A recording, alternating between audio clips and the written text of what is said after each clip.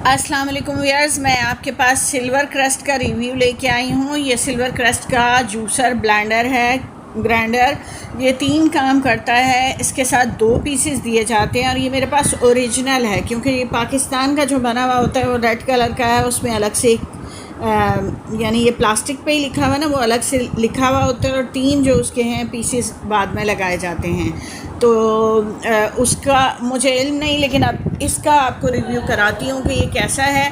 ये बटन इसको स्लो और हाई स्पीड के लिए ये ऑन ऑफ का बटन है, और ये जो है इसके ज़रिए आप स्पीड बढ़ा सकते हैं। और सेंटर वाला बटन जो है ये पल्स के लिए होता है, तो इसके ज़रिए आप दालें वगैरह या इसको ज़रा तेज़ रफ्तारी से ग्राइंड कर सकते हैं या चॉप कर सकते हैं। और इसके साथ हमें एक जग भी दिया गया है, वो जूसर, और ये 2 लीटर का है। इसकी कैपेसिटी है 2 लीटर। कमर्शियल जूसर ही है, एक दफ़ा ज़िंदगी में इंसान ले लेता है तो काफ़ी होता है। अब इसका जो कैप है, इस कैप का अगर ये पार्ट हम उतारें और स्मूदी हमने बनानी हो तो फिर हम इसके ज़रिए अपनी इसको चीज़ों को प्रेस करके ब्लेंड कर सकते हैं। तो ये इसलिए यूज़ किया, ये जो पार्ट है ना ये प्रेस करने के लिए है। और बाकी आप ये लगा के जूसर को यूज़ कर सकते हैं जूस बनाने के लिए।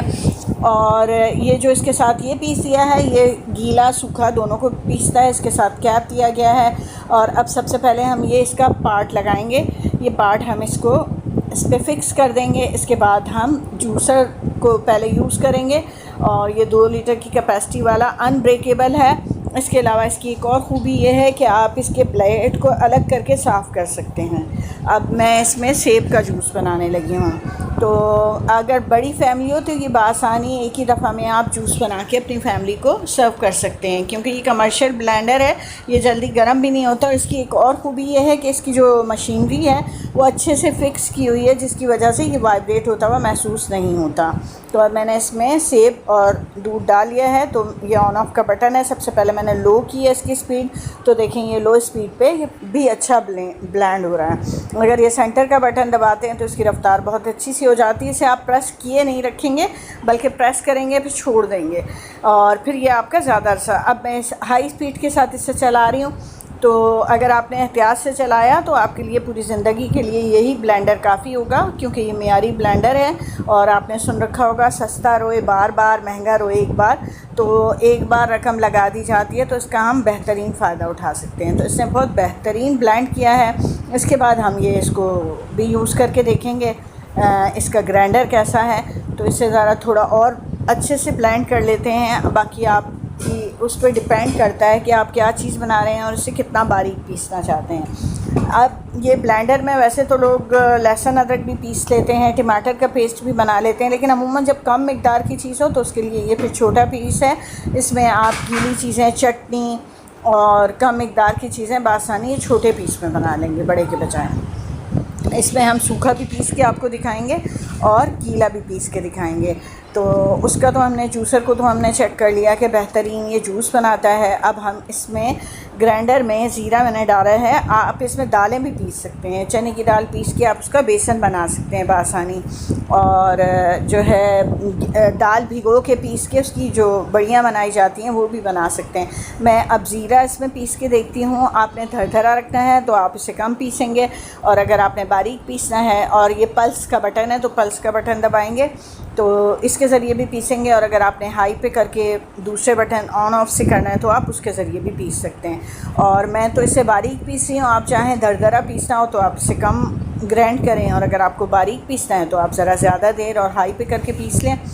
तो अगर आप सेंटर का बटन दबाएंगे तो ख़्याल रखें कि उसे आपने मुसलसल दबाए नहीं रखना।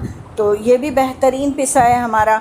इसके बाद ज़ीरे के बाद हमने कोई जो है अब इसमें चॉप करके भी देखना है कि ये जो है चटनी या ऐसी चीज़ों को के लिए ये कैसा है हमारा ये पीसना। तो हम अब ज़ीरे को कर लेने के बाद मेरे ख़्याल में हम लहसुन करके देख लेते हैं। तो आज हम इसमें लहसुन भी आपको पीस के दिखाएंगे कि लहसुन का पेस्ट इसमें ये छोटे वाले पीस में कैसा बनता है। इसकी कैपेसिटी भी अच्छी है, अच्छी खासी मिकदार में ज़ीरा इसमें पीसा गया है।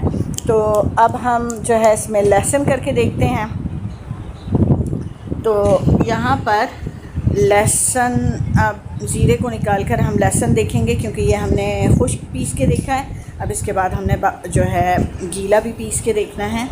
कि उसके लिए कैसा है। तो लहसुन के साथ ही मैं आपको बता दूँ, अगर आप लहसुन ज़्यादा अरसे तक पिसा हुआ महफूज रखना चाहते हैं तो उसमें चंद कतरे ऑयल के डाल लिया करें। तो फ्रिज में रखने से इसका ना कलर चेंज होगा, ना इसके टेस्ट या जायके में कोई फ़र्क आएगा, और ना ही इसकी ग़िज़ाइयत में कोई फ़र्क आएगा। तो ये अब हमने इसको में लहसुन भी पीस लिया है। तो लहसुन तो बहुत जल्द, बहुत बारीक और बहुत बेहतरीन पिस चुका है।